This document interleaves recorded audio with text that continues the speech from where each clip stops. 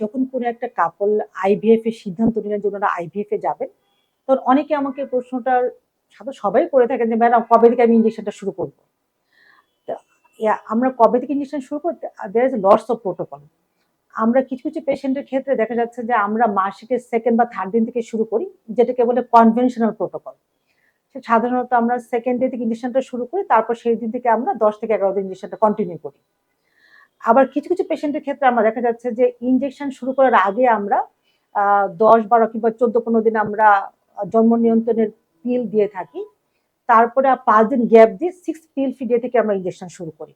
তো সেভাবেও কিন্তু আমরা ইঞ্জেকশনটা শুরু করতে পারি। আবার কিছু কিছু পেশেন্টের ক্ষেত্রে আমরা যেটা করি, মাসিকের আমরা যে কোনো দিন আমরা ইঞ্জেকশন শুরু করি, সেটাকে বলা হয় র্যান্ডম স্টার্ট প্রোটোকল। তো র্যান্ডম স্টার্ট প্রোটোকলটা হচ্ছে আমরা মাসিকের যে কোনো দিন যে কোনো সময় শুরু করি, তো তবে তার আগে আমি নিজে একবার স্ক্যান করে দেখে নিতে হবে ওনার অ্যান্টাল ফলিকল কাউন্ট বা ডিমের নাম্বার কেমন আছে। যখন ডিমের নাম্বারটা আমরা ভালো পাচ্ছি, তখনই কিন্তু আমরা মাসিকের যে কোনো দিন আমরা ইঞ্জেকশনটা শুরু করতে পারি।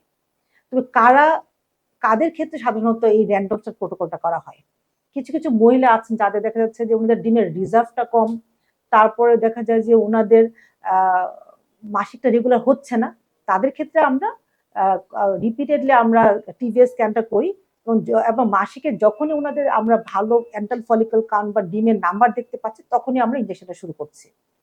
আবার কিছু কিছু মহিলা আছেন যাদের ক্ষেত্রে দেখা যাচ্ছে যে ওনারা ক্যান্সারের সমস্যায় ভুগছেন, ওনারা চিকিৎসা নিচ্ছেন, যার কারণে ওনাদের ডিমের রিজার্ভ কমে যাচ্ছে, তাদের ক্ষেত্রে কিন্তু আমরা ইঞ্জেকশনটা মানে আইভিএফ ইঞ্জেকশনটা মাসিকের যে কোনো দিন শুরু করতে পারি।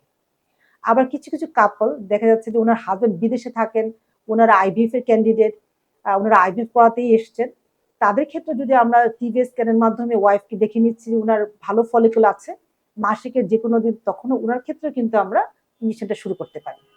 সুতরাং আইভিএফ এর ক্ষেত্রে আমরা র্যান্ডম স্টার্ট প্রোটোকল মানে আমরা যদি মাসিকের যে কোনো দিন ইঞ্জেকশনটা শুরু করি, সেই ক্ষেত্রে কিন্তু আইভিএফ এর সাকসেস বা প্রেগনেন্সি রেটে কোনো হেরফের হয় না।